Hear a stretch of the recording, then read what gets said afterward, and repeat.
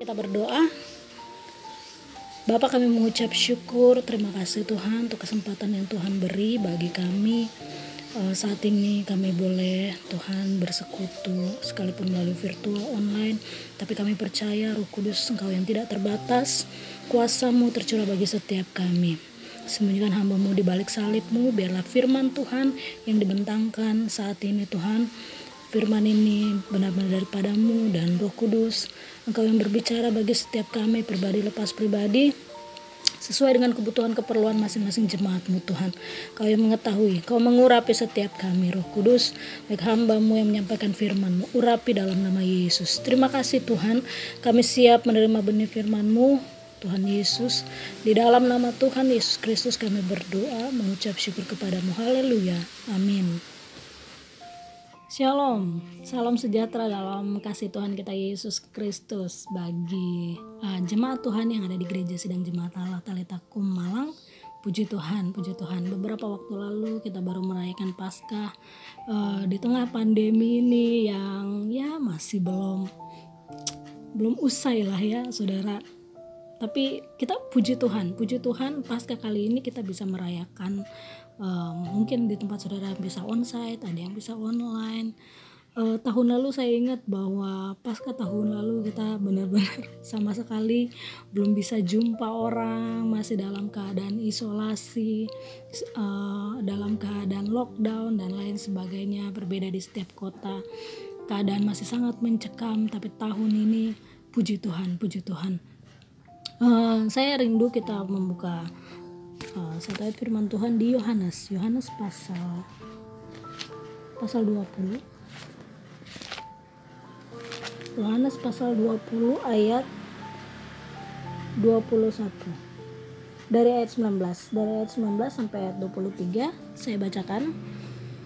Ketika hari sudah malam pada hari pertama minggu itu, berkumpullah murid-murid Yesus di suatu tempat dengan pintu-pintu yang terkunci karena mereka takut kepada orang-orang Yahudi. Pada waktu itu datanglah Yesus dan berdiri di tengah-tengah mereka dan berkata, "Damai sejahtera bagi kamu." Dan sesudah berkata demikian, ia menunjukkan tangannya dan lambungnya kepada mereka. Murid-murid itu bersukacita ketika mereka melihat Tuhan. Maka kata Yesus sekali lagi, "Damai sejahtera bagi kamu. Sama seperti Bapa mengutus aku, demikian juga sekarang aku mengutus kamu." Dan sesudah berkata demikian, ia mengembusi mereka dan berkata, "Terimalah Roh Kudus. Jikalau kamu mengampuni dosa orang, dosanya diampuni. Dan jikalau kamu menyatakan dosa orang, tetap ada dosanya, tetap ada." Haleluya, puji Tuhan. Ini suatu kabar yang baik saudara. Pada saat itu ketika murid-murid dalam kedukaan, mereka merasa seperti kehilangan saudara guru Tuhan. Mereka merasa ketakutan. Firman Tuhan katakan mereka ketakutan. Sehingga ketika mereka berkumpul di satu tempat, pintu-pintu itu terkunci dengan rapat. Mereka lockdown. Kenapa? Karena keadaan sangat mencekam di luar. Mereka takut diburu oleh orang-orang Yahudi pada saat itu, orang-orang yang menyalibkan Yesus pada saat itu. Sehingga mereka mengunci diri di dalam rumah. Mereka berkumpul. Tetapi ketika mereka berkumpul bukan hanya untuk bukan hanya karena bersembunyi saudara. Tetapi mereka berkumpul saling menguatkan satu sama lain. Nah, firman Tuhan selanjutnya katakan ketika mereka berkumpul, Yesus hadir di situ menampakkan diri dan Yesus berkata, "Damai sejahtera bagi kamu." Saudara, saat ini juga kita sedang berada di dalam masa-masa yang sulit. Masa-masa di mana mungkin tahun lalu kita benar-benar lockdown, tapi tahun ini saudara bisa dibilang sangat terdampak dari segala sisi, baik pendidikan, ekonomi, bahkan di beberapa tempat. Di Bandung sendiri saya 3 bulan ini saya sudah tinggal di Bandung, dan di Bandung sendiri orang seperti sudah nggak peduli lagi saudara, karena kebutuhan hidup mendesak. Orang seperti sudah nggak peduli lagi dengan corona. Di Bali, keluarga saya tinggal di Bali, saya sebelumnya dari Bali. Di Bali ekonomi benar-benar parah, benar-benar dalam mati lah ya saudara, bisa dibilang mati suri gitu saudara, ekonomi di Bali. Kondisi saat ini benar-benar kalau saya boleh bilang yang iblis sedang taruh di bumi ini suatu atmosfer ketakutan, mencekam saudara, keadaan yang mencekam, keadaan di mana membuat orang-orang gak peduli, gak punya damai, kehilangan damai sejahtera, kehilangan pengharapan. Bahkan di Bali tingkat bunuh diri cukup tinggi saudara. Saya kurang tahu di Malang, tapi saya merasa bahwa waktu-waktu ini adalah waktu di mana iblis benar-benar melepaskan atmosfer ketakutan, mencekam saudara. Tapi momen Paskah ini, momen kebangkitan Yesus ini harusnya mengingatkan kita sebagai anak-anak Tuhan, sebagai orang yang telah percaya kepada Yesus, sebagai orang yang percaya akan kebangkitannya, mengingatkan kita akan kemenangannya saudara. Makanya kalau tema minggu lalu adalah kemenangannya, saudara, kemenangan Yesus itu adalah kemenangan kita. Amin ya saudara, amin. Apa yang Yesus kerjakan di kayu salib, ketika dia bangkit, dia menang atas maut, itu pun adalah kemenangan kita saudara. Dan itu adalah sesuatu yang Tuhan berikan kepada kita, yang hanya dikerjakan oleh Yesus sendiri. Artinya itu kasih karunia saudara, nggak ada bagian kita di situ, karena kita nggak sanggup saudara, kita nggak sanggup mengerjakannya, hanya Yesus yang sanggup mengerjakannya. Dan itulah yang Yesus kerjakan.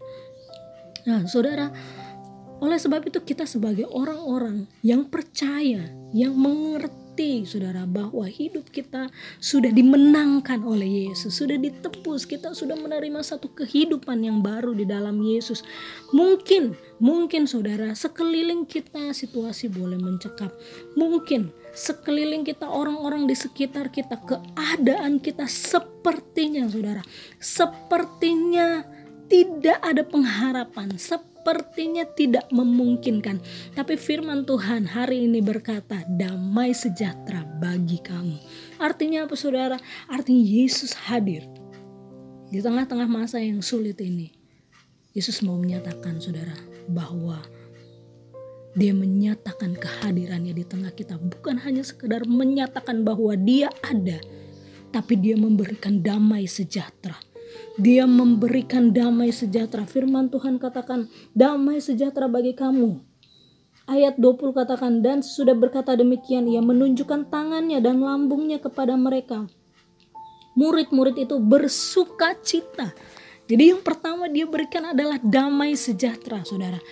Dia memperlihatkan tangannya, memperlihatkan lambungnya. Artinya dia mengingatkan saudara, menyatakan bahwa ya ini aku. Saudara, kita ingat ya saudara cerita ketika Yesus ada di tengah-tengah danau. Ketika murid-muridnya sedang berlayar dan di danau itu ada badai sakal dan mereka ketakutan saudara. Tapi dari jauh Yesus datang. Di tengah malam Yesus datang dan mereka berkata, itu hantu. Tapi Yesus berkata, ini aku, jangan takut. Ini aku, jangan takut. Saudara, mungkin badai di sekitar kita mulai sedikit menakutkan, membuat khawatir, membuat kita mulai berpikir, bisa gak ini Tuhan ke depan? Mampu gak Tuhan saya melalui ini? Rumah tangga saya mulai gonjang-ganjing Tuhan. Anak-anak saya mulai bertingkah. Ekonomi saya mulai morat-marit Tuhan. Sepertinya akan ada badai Tuhan.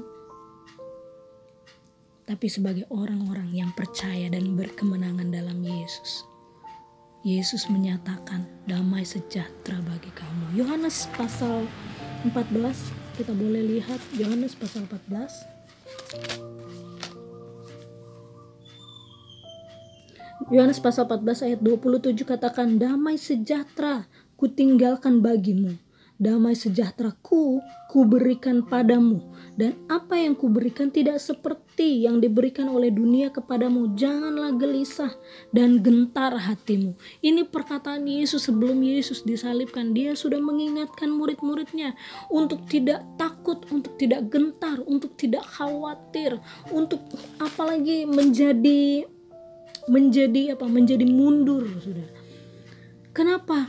Karena damai sejahtera Allah yang melampaui segala akal dan pikiran kita sebagai manusia, Dia berikan kepada kita. Dia memampukan kita untuk melewati berbagai macam situasi dan kondisi, Saudara. Mungkin di luar nalar kita, di luar pikiran kita, bagaimana saya bisa menyelesaikan masalah ini, bagaimana. Saudara, cara itu adalah urusan Tuhan.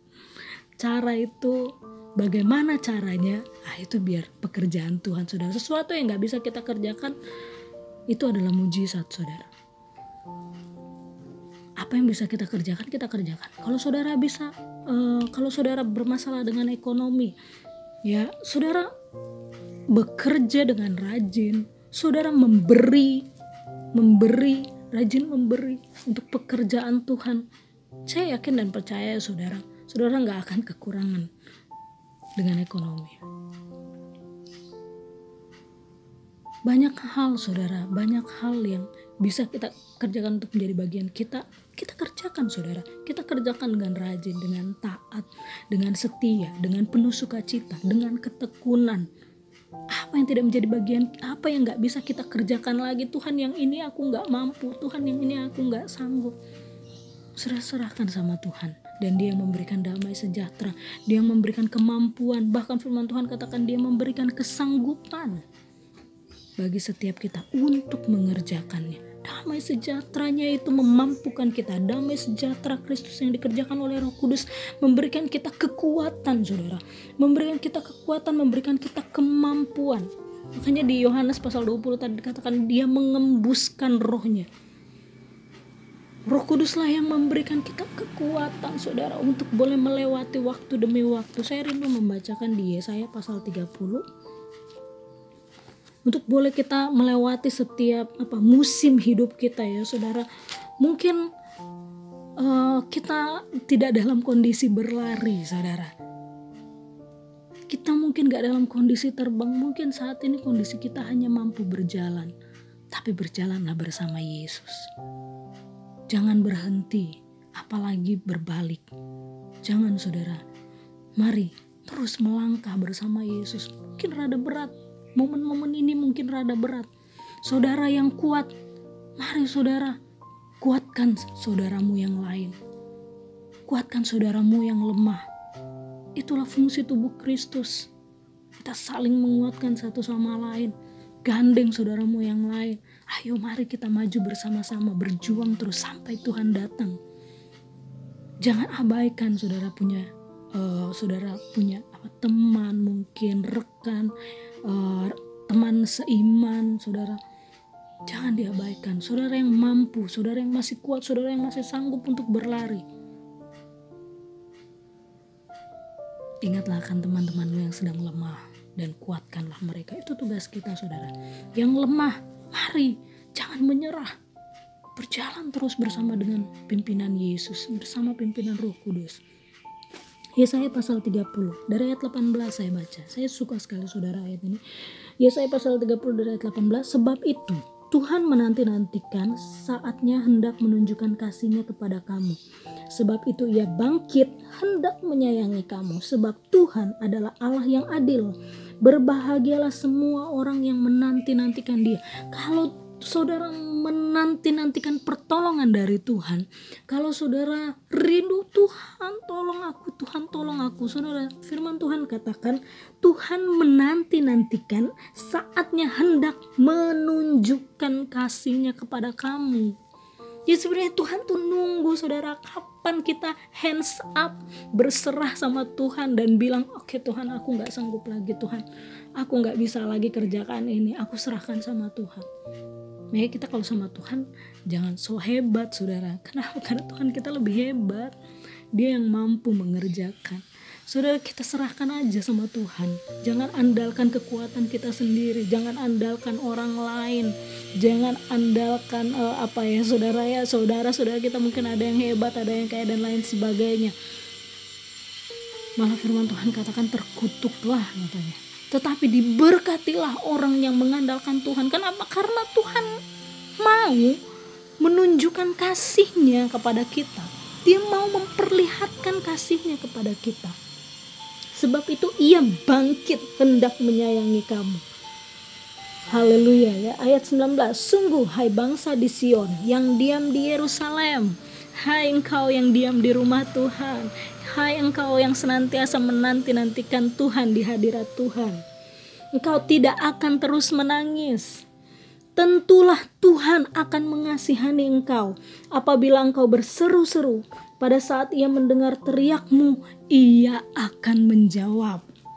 Dan walaupun Tuhan memberi kamu roti dan air serba sedikit, namun pengajarmu tidak akan menyembunyikan diri lagi, tetapi matamu akan terus melihat Dia.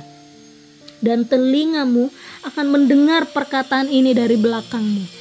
Inilah jalan, berjalanlah mengikutinya. Entah kamu menganan atau mengiri, ada pimpinan Roh Kudus saudara. Mungkin saat ini semua serba sedikit saudara, tapi firman Tuhan katakan walaupun semua serba sedikit, Dia tidak akan menyembunyikan diri lagi. Dia yang akan memimpin, menuntun jalan kita, membuka jalan di hadapan kita, di depan kita, menunjukkan jalan, entah mau ke kanan, entah mau ke kiri kah. Dia Tuhan yang akan menuntun ini. Oh saudara, mengerikan sekali kalau kita hidup di luar Tuhan.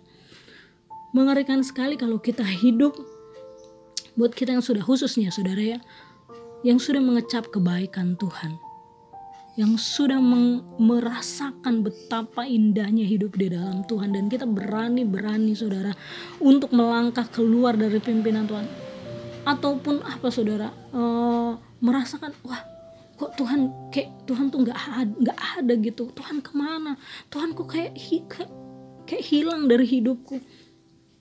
Entah mungkin karena satu dan lain hal, mungkin kita merasa bahwa Tuhan kok nggak ada, Tuhan kok nggak mau menyatakan lagi rahasianya, nggak mau menyatakan lagi jalan-jalannya kepadaku. Enggak saudara, mungkin saudara kita harus koreksi, apakah kita masih mengandalkan Tuhan atau enggak. Karena kalau kita masih mengandalkan Tuhan, firman Tuhan katakan Dia mau menyatakan dirinya. Dia mau bangkit hendak menyayangi kita. Dia mau bangkit untuk menuntun kita, menuntun jalan kita. Dia mau bangkit, Dia mau saudara. Dia mau, Dia hendak katanya. Tapi Dia menantikan kita. Engkau akan menganggap najis patung-patungmu yang disalut dengan perak atau yang dilapis dengan emas. Engkau akan membuangnya seperti kain cemar sambil berkata kepadanya, keluar. Lalu Tuhan akan memberi hujan bagi benih yang baru kamu taburkan di ladangmu. Dan dari hasil tanah itu kamu akan makan roti yang lezat dan berlimpah-limpah. Pada waktu itu ternakmu akan makan rumput di padang rumput yang luas.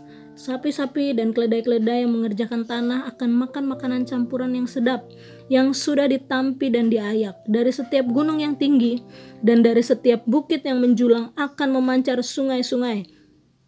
Pada hari pembunuhan yang besar, apabila menara-menara runtuh, maka terang bulan purnama akan seperti terang matahari terik, dan terang matahari terik akan 7 kali ganda, yaitu seperti terangnya 7 hari pada waktu Tuhan membalut luka umatnya dan menyembuhkan bekas pukulan.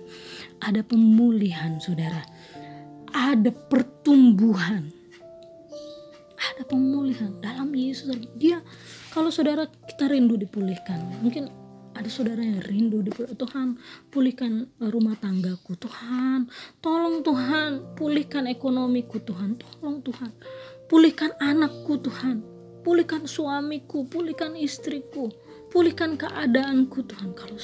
Kalau kita rindu dipulihkan, supaya Tuhan lebih rindu memulihkan kita. Kalau kita saudara ya, jangan jadi orang yang merasa rendah diri gitu saudara, merasa rendah diri sampai aku tuh sebenarnya apa sih kalau dulu yang viral tuh aku mah apa tuh gitu, aku mah apa tuh.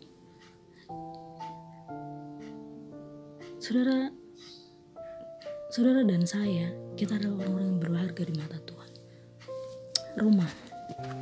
Roma pasal 10. Kita dengar apa yang firman Tuhan katakan tentang siapa kita. Roma pasal 10 ayat 32, firman Tuhan katakan dari ayat 31 ya, saya baca.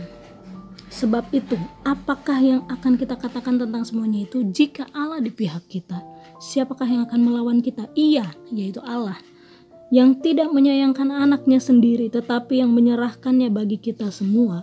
Bagaimanakah mungkin ia tidak mengaruniakan segala sesuatu kepada kita bersama-sama dengan Dia? Siapakah yang akan menggugat orang-orang pilihan Allah? Allah yang membenarkan mereka? Siapakah yang akan menghukum mereka? Kristus Yesus yang telah mati, bahkan lebih lagi yang telah bangkit, yang juga duduk di sebelah kanan Allah, yang malah menjadi pembela bagi kita. Ya gak mungkin. Masa Dia Allah, Dia Tuhan, yang Allah yang sudah rela memberikan anaknya bagi kita. Dia Tuhan yang sudah rela mengorbankan nyawanya demi kita. Terus Dia menjadi pendakwa kita. Dia mau menyakiti kita, saudara? Gak mungkin, saudara. Kenapa? Karena firman Tuhan katakan Dia yang sudah mengaruniakan. Ia yang tidak menyayangkan anaknya sendiri, tetapi yang menyerahkannya bagi kita semua. Bagaimana mungkin Ia tidak mengaruniakan segala sesuatu kepada kita bersama-sama dengan Yesus, bersama-sama dengan Dia. Artinya di dalam Dia, di dalam Yesus, saudara, Dia mengaruniakan segala sesuatu. Dia memberikan rohnya. Kalau nyawanya saja Dia rela untuk beri, rohnya Dia taruh di dalam setiap kita untuk menyertai setiap kita, untuk memimpin setiap kita. Apa yang mesti kita takutkan? Apa yang mesti membuat kita khawatir? Bahkan apa yang menjadi alasan orang-orang meninggalkan Tuhan? Tidak masuk akal, saudara. Kenapa? Karena apa yang kita terima dari Tuhan itu aja udah gak masuk akal. Itu sesuatu yang sudah gak mungkin banget ini bisa kita terima dari siapapun. Tapi Dia Tuhan yang memberikan kita segalanya, saudara. Bukankah seharusnya kita mempercayakan hidup kita sama Tuhan sepenuhnya? Bukankah sudah sepatutnya, saudara, kita menjalani hidup ini dengan penuh sukacita, tanpa rasa takut, tanpa rasa khawatir, bahkan lebih lagi, saudara, menjadi berkat buat orang-orang di sekitar kita. Bukankah itu menjadi satu hal yang wajar, saudara? Bagaimana kita menjalani hidup kita, menghargai, menikmati kasih karunia yang Tuhan sudah beri dalam hidup kita. Tuhan Yesus baik, saudara. Apa yang kita perlukan, hikmat-hikmat, segala sesuatu, saudara, yang kita butuhkan untuk menjalani hidup kita di dunia ini, menjalaninya sebagai saksi Kristus, sebagai suratan yang terbuka, sebagai saluran berkat, saudara, sebagai alat Tuhan. Kita balik lagi ke Yohanes tadi, Yohanes pasal 20 tadi. Firman Tuhan katakan seperti ini, saudara. Damai sejahtera bagi kamu, sama seperti Bapa mengutus aku, demikian juga sekarang aku mengutus kamu. Jadi damai sejahtera yang Tuhan beri bagi kita, saudara. Kemenangannya yang membawa suatu, ya kan, kalau orang menang bersuka cita dong, saudara, ya. Kalau orang menang itu damai, tentram, saudara. Gak ada lagi peperangan, gak ada lagi, maksudnya gak ada lagi yang menaklukkan mereka. Mereka tidak dibawa lagi intimidasi, saudara.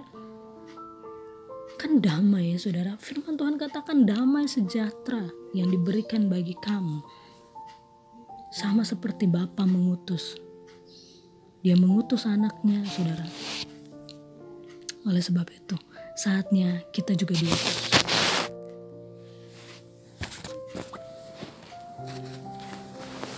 Saatnya untuk kita juga, saudara, pergi memberitakan kasih Kristus, mendemonstrasikan kasih Allah, mendemonstrasikan kuasa Allah.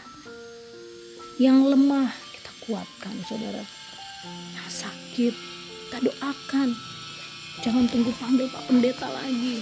Mari saudara, setiap kita juga punya kuasa.